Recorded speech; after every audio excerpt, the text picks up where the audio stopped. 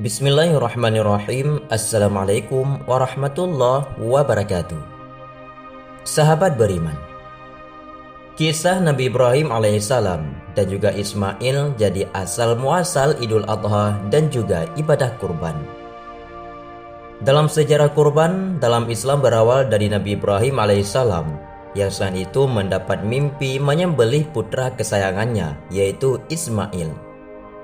Setelah Nabi Ibrahim mendapat wahyu ataupun mimpi dari Allah Subhanahu wa taala, Nabi Ibrahim merasa bingung tapi tidak lantas membenarkan dan tidak pula mengingkari sebab ia tahu bahwa mimpi itu dari Allah Subhanahu wa taala. Maka sebelum kita lanjut ke pembahasannya, sedikit kita kaji ulang tentang siapakah sosok Nabi Ibrahim alaihissalam. Nabi Ibrahim alaihissalam adalah salah satu dari Nabi ke-25 yang wajib diimani oleh setiap umat muslim. Berbicara tentang Nabi Ibrahim alaihissalam, salah satu kisah yang paling terkenal adalah penyembelihan kurban dan asal-usul ibadah kurban. Lantas siapakah sosok Ibrahim tersebut? Ibrahim alaihissalam adalah seorang sosok yang lahir di kota Ur yang ada di wilayah Mesopotamia yang saat ini dikenal dengan Irak, yaitu sekitar pada tahun 2295 sebelum Masehi. Dirinya lahir di tengah masa jahiliyah yang saat itu banyak membuat patung-patung untuk disembah oleh banyak orang. Pada masa itu terdapat seorang penguasa yang mengaku dirinya sebagai Tuhan, yaitu Raja Namrud. Raja Namrud ini adalah seorang penguasa Babilonia yang memiliki sifat sombong dan banyak juga dari kaumnya yang percaya kalau Raja Namrud adalah Tuhan mereka. Namun pada suatu hari Raja Namrud ini mengalami sebuah mimpi yang buruk bahwa ada seorang anak yang bisa menghancurkan dan menggulingkan dirinya dari tahta kerajaannya. Setelah itu, dirinya pun membuat suatu kebijakan karena ketakutan untuk membunuh seluruh bayi yang lahir yang berjenis kelamin laki-laki. Mendengar berita tersebut, maka orang tua Nabi Ibrahim alaihissalam menyembunyikan putranya itu ke dalam sebuah gua, sehingga Nabi Ibrahim lahir di dalam gua. Tempat Nabi Ibrahim tinggal saat itu, seluruh masyarakatnya menyembah berhala, menyembah matahari, bulan, dan juga bintang. Hal tersebut juga yang membuat Nabi Ibrahim bertanya-tanya, siapakah yang sebetulnya menciptakan dunia ini? Hingga pada akhirnya Nabi Ibrahim pun termenung dan berusaha untuk mencari tahu siapakah Tuhan sebetulnya yang patut untuk disembah oleh manusia. Lalu Allah Subhanahu wa taala kemudian memberikannya mukjizat, yaitu sebuah akal yang cerdas serta pemikiran yang kritis. Akhirnya Allah Subhanahu wa taala mengutusnya sebagai seorang penyampai keberadaannya selama ini supaya masyarakat meninggalkan menyembah berhala-berhala. Lalu berbicara tentang Nabi Ibrahim alaihissalam, maka begitu banyaknya kisah-kisahnya mulai dari sejak lahir hingga beliau wafat, memiliki begitu banyak kisah-kisah kehidupannya. Berkenaan kisah tersebut, maka akan kita perjelaskan kembali pada video-video selanjutnya nanti.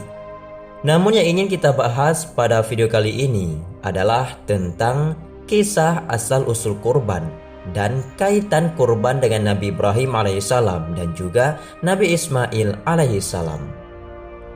Berhubung kita sudah memasuki dalam bulan Zulhijjah, yaitu bulan di mana peristiwa kurban itu terjadi, maka sudah alangkah baiknya kita mengkaji ulang kembali tentang perihal sejarah kurban pada masa Nabi Ibrahim alaihissalam. Maka silakan simak video ini sampai dengan selesai. Semoga bermanfaat dan tidak salah paham. Pernikahan Nabi Ibrahim dengan Siti Hajar, yaitu Nabi Ibrahim dikaruniakan seorang putra yang soleh bernama Ismail alaihissalam. Kelak ketika dewasa, Ismail juga diangkat oleh Allah Subhanahu wa taala sebagai nabi utusannya, seperti sang ayahnya yaitu Ibrahim. Sosok Nabi Ismail ini begitu dicintai dan juga disayangi oleh ayahnya, yaitu Ibrahim alaihissalam. Pada suatu hari, Nabi Ibrahim alaihissalam menyembelih kurban fi sabilillah berupa 1000 ekor domba, 300 ekor sapi, dan 100 ekor unta. Banyak orang yang mengaguminya karena kemurahannya. Bahkan para malaikat pun terkagum-kagum atas perbuatan Ibrahim dalam berbuat kurbannya. Hingga pada suatu ketika Ibrahim pun berkata, "Kurban sejumlah itu bagiku bukan apa-apa. Demi Allah, seandainya aku memiliki seorang anak laki-laki, pasti akan aku sembelih karena Allah dan aku kurbankan kepadanya." Kata Nabi Ibrahim alaihissalam sebagai ungkapan karena Sarah, yaitu istri Nabi Ibrahim, belum juga mengandung seorang anak. Kemudian Siti Sarah pun menyarankan Ibrahim agar menikah Siti Hajar, budaknya yang berkulit hitam legam yang diperoleh dari Mesir. Ketika berada di daerah Baitul Maqdis, beliau berdoa kepada Allah Subhanahu wa taala agar dikaruniai seorang anak, dan doa beliau pun dikabulkan oleh Allah Subhanahu wa taala. Ada yang mengatakan saat itu usia Ibrahim mencapai 99 tahun. Dan karena demikian lamanya, maka anak itu pun diberi nama Ismail, yang artinya Allah telah mendengar. Sebagai ungkapan kegembiraan karena akhirnya memiliki seorang putra, seolah Ibrahim berseru, "Allah mendengarkan doaku." Lalu ketika usia Ismail menginjak kira-kira 7 tahun, ada pula berpendapat pada usia 13 tahun. Pada malam Tarwiyah ini, hari ke-8 di bulan Zulhijjah, Nabi Ibrahim alaihissalam bermimpi adanya sebuah seruan, "Hai Ibrahim, penuhilah nazarmu ataupun janjimu." Pada pagi harinya, beliau pun berpikir dan merenungkan arti mimpinya semalam. Apakah mimpi itu dari Allah Subhanahu wa taala ataukah cuma dari setan? Dari sinilah kemudian tanggal 8 Zulhijjah disebut sebagai hari Tarwiyah, artinya hari berpikir atau merenungkan. Kita lanjut pada malam ke-9 Zulhijjah. Beliau bermimpi dengan seruan yang sama seperti sebelumnya. "Hai Ibrahim, tunaikan nazarmu ataupun janjimu." Hingga pada pagi harinya beliau tahu dengan yakin mimpinya itu berasal dari Allah Subhanahu wa taala. Dari sinilah hari ke-9 Zulhijjah disebut dengan hari Arafah, artinya mengetahui. Bertepatan pula waktu itu beliau sedang berada di tanah Arafah. Malam berikutnya lagi beliau bermimpi lagi dengan mimpi yang serupa. Dengan seruan, "Hai Ibrahim, tunaikanlah nazarmu ataupun janjimu." Maka keesokan harinya beliau bertekad untuk melaksanakan nazarnya itu. Karena itulah hari itu disebut dengan hari menyembelih kurban ataupun Yaumul Nahar. Dalam riwayat lain dijelaskan ketika Nabi Ibrahim alaihissalam bermimpi untuk yang pertama kalinya, maka beliau memilih domba-domba gemuk sejumlah 100 ekor untuk disembelih sebagai kurban. Tiba-tiba api datang menyantapnya. Beliau mengira bahwa perintah dalam mimpi tersebut sudah terpenuhi. Untuk mimpi yang kedua kalinya, beliau memilih unta gemuk sejumlah 100 ekor untuk disembelih sebagai kurban. Tiba-tiba api datang menyantapnya dan beliau mengira perintah dalam mimpinya itu telah dipenuhi. Hingga pada hari yang ketiga kalinya, yaitu pada hari 10 pada bulan Zulhijjah, seolah-olah ada yang menyeru, "Sesungguhnya Allah Subhanahu wa taala memerintahkanmu agar menyembelih putramu yaitu Ismail, wahai Ibrahim." Beliau terbangun seketika, langsung memeluk Ismail dan menangis hingga waktu subuh tiba. Karena begitu sayangnya Ibrahim kepada anak satu-satunya putra yaitu Ismail alaihissalam. Namun untuk melaksanakan perintah Allah Subhanahu wa taala tersebut, beliau menemui istrinya terlebih dahulu yaitu Siti Hajar, ibunya Nabi Ismail. Beliau berkata kepada istrinya, "Dandanilah putramu dengan pakaian yang paling bagus, sebab ia akan kuajak untuk bertamu kepada Allah." Siti Hajar pun segera mendandani Ismail dengan pakaian paling bagus serta meminyaki dan menyisir rambutnya. Kemudian beliau bersama putranya berangkat menuju ke suatu lembah di daerah Mina dengan membawa tali dan sebilah pedang. Pada saat itu iblis terkutuk laknatullah sangat luar biasa sibuknya dan belum pernah sesibuk itu mondar-mandir ke sana ke sini. Iblis datang kepada Nabi Ibrahim dan membujuknya bahwa, "Wahai Ibrahim, itu anakmu satu-satunya yang sudah kamu tunggu selama puluhan tahun, selama 99 tahun. Tidak sayangkah kamu kepada anakmu itu hingga kau sembelihkan dia pada hari ini?" Namun Ibrahim tidak mempedulikan bujuk rayuan yang dari setan, tapi dia malah membiarkannya. Setelah gagal membujuk Ibrahim, iblis pun datang menemui ibunya yaitu Siti Hajar. "Wahai Hajar, mengapa kau hanya duduk-duduk tenang saja, padahal suamimu Ibrahim membawa anakmu untuk disembelih?" goda iblis.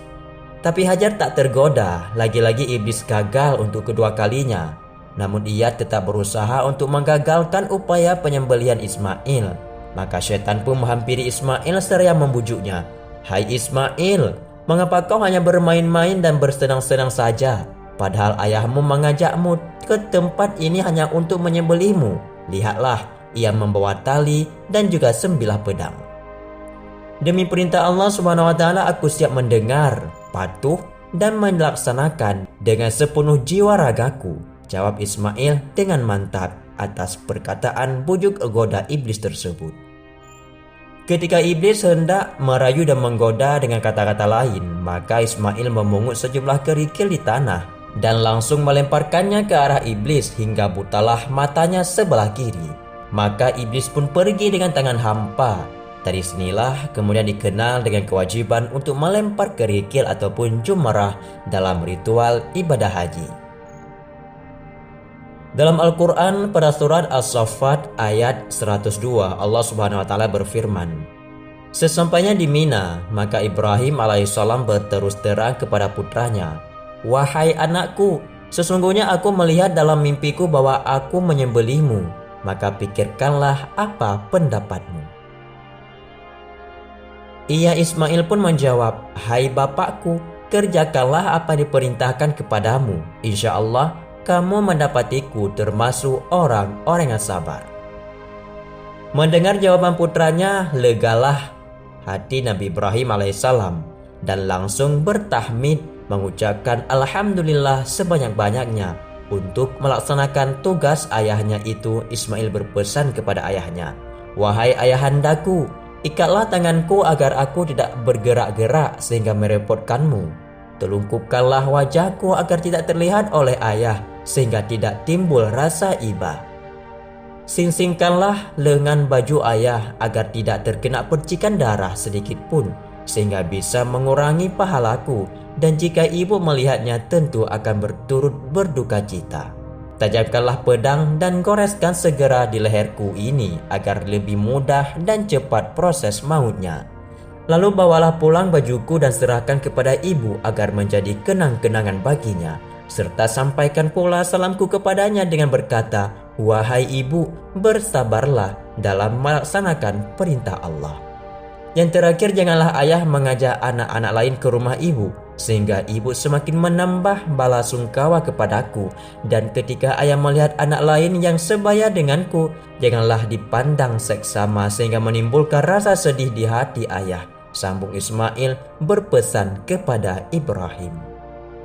Setelah mendengar pesan-pesan putranya itu, Nabi Ibrahim alaihissalam menjawab, sebaik-baik kawan dalam melaksanakan perintah Allah Subhanahu wa taala adalah kau sebagai putra tercintaku.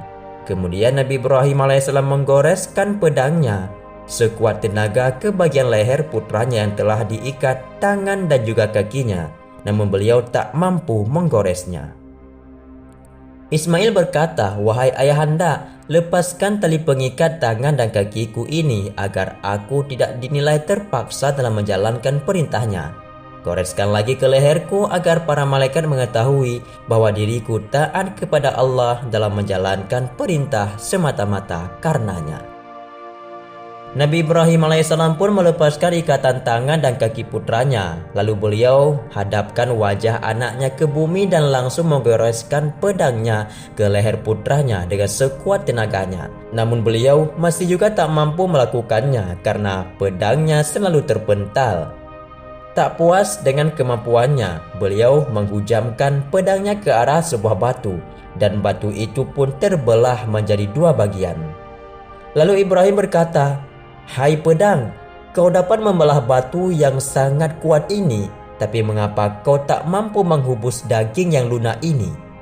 Atas izin Allah Subhanahu wa taala, pedang itu pun menjawab, "Hai Ibrahim, kau menghendakiku untuk menyembelih, sedangkan Allah penguasa semesta alam berfirman, jangan disembelih. Jika begitu, kenapa aku harus menentang perintah Allah?" Allah Subhanahu wa taala berfirman, "Sesungguhnya ini adalah benar-benar suatu ujian yang nyata bagimu, dan kami tebus anak itu dengan seekor sembelihan yang sangat besar." Al-Quran Surah As-Saffat ayat 106. Menurut riwayat lain bahwa Ismail digantikan dengan seekor domba kibas yang dulu pernah dikurbankan oleh Habil, dan selama itu domba itu hidup di surga. Malaikat Jibril datang membawa domba kibas itu, dan ia masih sempat melihat Nabi Ibrahim alaihissalam menggoreskan pedangnya ke leher putranya. Pada saat itu juga semesta alam beserta seluruh isinya bertakbir, Allahu Akbar, mengagungkan kebesaran Allah Subhanahu wa taala atas kesabaran kedua umatnya dalam menjalankan perintahnya. Melihat itu, Malaikat Jibril terkagum-kagum lantas mengagungkan asma Allah. Malaikat Jibril berkata, "Allahu Akbar, Allahu Akbar, Allahu Akbar." Lalu Nabi Ibrahim alaihissalam pun menyahut, "La ilaha illallah, wallahu akbar." Dan Ismail pun mengikutinya, "Allahu Akbar, walillahil hamd." Kemudian bacaan tersebutlah yang menjadi bacaan yang menjadi asal-usul yang kita bacakan setiap pada hari raya kurban, yaitu hari raya Idul Fitri yang kita kenal dengan takbiran. Sahabatku semua, itulah sekilas tentang kejadian asal-usul asal muasal peristiwa kurban yang terjadi pada hari raya Idul Adha. Semoga saja kita diberi kesempatan oleh Allah Subhanahu wa taala dan dimudahkan rezeki kita untuk melaksanakan ibadah tahunan tersebut, yaitu ibadah kurban. Amin ya rabbal alamin. Semoga bermanfaat dan menjadi ilmu pengetahuan yang baru bagi kita semua. Wallahu a'lam bishawab. Assalamualaikum warahmatullahi wabarakatuh.